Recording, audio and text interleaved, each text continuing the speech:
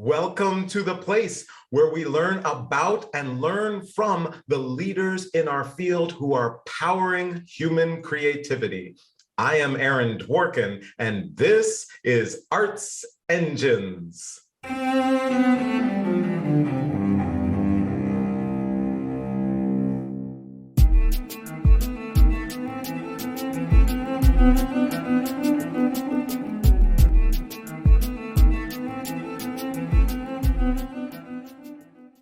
Thanks again for joining me here on Arts Engines. Today's guest is Adrienne Thompson, who serves as Vice President for Enrollment and Student Services of the Merit School of Music.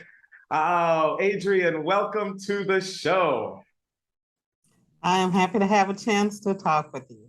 Well, I'm so excited to talk with you. Obviously, Merit does some extraordinary work, and it's one of our amazing partners, creative partners for the show, help us to co-curate this show. And we wanted to talk a lot about this very interesting initiative, Musical Pathways. But just before that, for our audience, so that they have a sense, could you just kind of share just some of the background of Merit and the work that you do there? Merit has been around for more than 40 years and was initially started when budget cuts led to Chicago Public Schools cutting out music in the curriculum. And so it has been an initiative that has been designed to help people have access to music, good music instruction, and it provides a full range of things that eliminate barriers in terms of cost, but also a full program in terms of music instruction, ensembles, theory, chamber music, so that the experience is very enriched. Awesome, awesome, awesome. So it's just such incredibly important work. And of course, you have been doing this work for many years, having an extraordinary impact. I've obviously been able to see the impact of your work in Atlanta with the talent development program and others. And so you really are kind of a leader nationally in this work. And so can you share with us, you were the inaugural director of Chicago's Musical Pathways Initiative. Could you kind of share what that is, how it came about, and what its impact is? Yes, Chicago Musical Pathways was started because there is a reason why there is only 1.8% African American musicians in American orchestras. And some of that has to do with people having the opportunities and the experiences and the exposures, which helps them to be able to be successful and competitive at that level.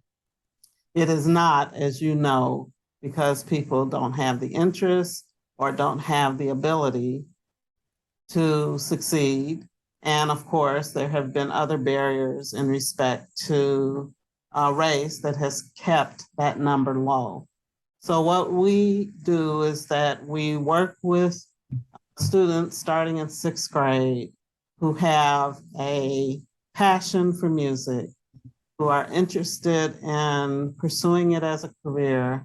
And what we are doing is making sure that they have access to the best instruction, that they have musical experiences like camps, that they have advice and mentoring from professional musicians of color so that they can see that it is possible, and all of the things that go into them being prepared to continue their education. Post-high school, we want them to go to the top music schools in the country and then stay on the path, pre-professional and professional, in order to participate in classical music as a performer.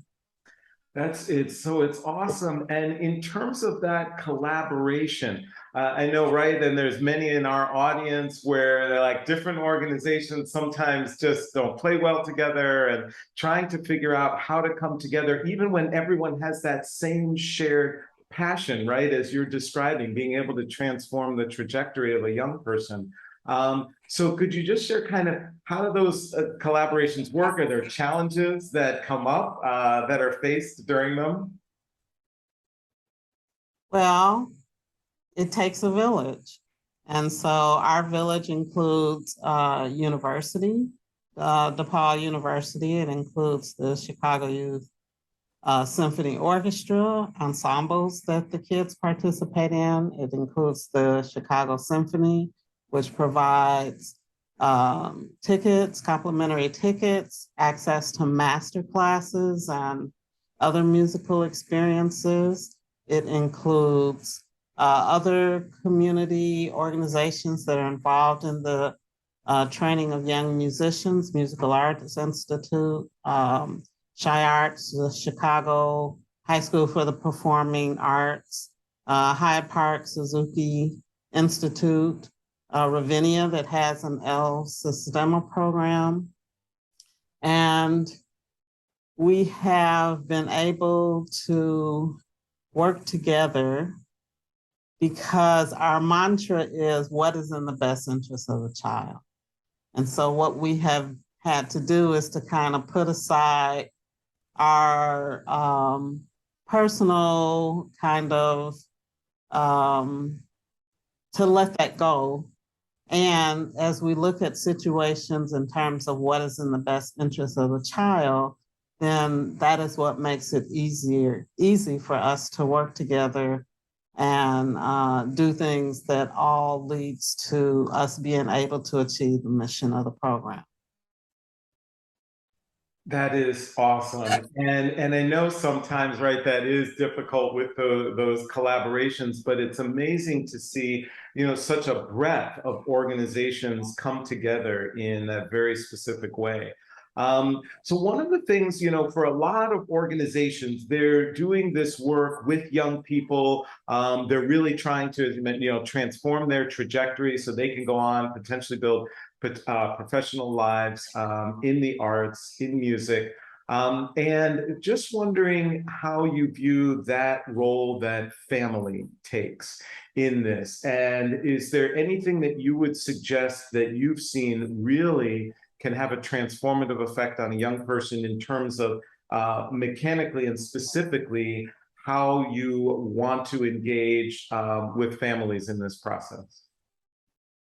So the one thing that we don't do is we don't look at this as something that we scoop up a child and we do with the child. We look at it as something where we embrace the whole family so that everyone becomes knowledgeable about what it takes to be successful. It's absolutely crucial because the child can't do it by themselves. And we can't do everything for the child that they need. So even in terms of when people are auditioning for the program, the parent and the child have to come to an information session to even be able to get an audition time to audition for the program. So our goal is to have the parents involved from the very beginning. During the course of the program, parents are the ones that help the students get to concerts. It's not like we send a bus around and pick people up, but their parents bring them, so their parents get a chance to hear the concert. Their parents come to community meetings where we explore different topics that help them to understand the classical music industry. Because what we know is that when they graduate from high school and when they go to college, we know that when things become difficult or discouraging, they're gonna call mom. And we want mom to be able to tell them because they understand what's going on. We want mom to say, you can do this, you know, just hang in there. When they call me after they go to college, it's usually to report something that they have done successfully. But when they are discouraged, we want their parents to say it's going to be okay. And the only reason they can say that is because they understand what is going to happen and they are able to provide that support. Once they go to begin their college training, it could take another 10 or 15 years before the student lands into what their career path will be. And so the parents are there for the long haul to provide that support and encouragement that kind of helps them persevere until they actually achieve what they're trying to achieve. Awesome, awesome. So always, and it's such a great process and delicate at times, I think. But that full engagement of the family, I can see, is so important. Unfortunately, we're running just a little bit short on time. But I always like to ask my guests, right? You have this extraordinary leadership in our field, in a variety of cities, in a variety of capacities, transforming not just young people's lives, but obviously the institutions that you're a part of. There's got to be some difficult days, times when it seems like the challenges are almost insurmountable.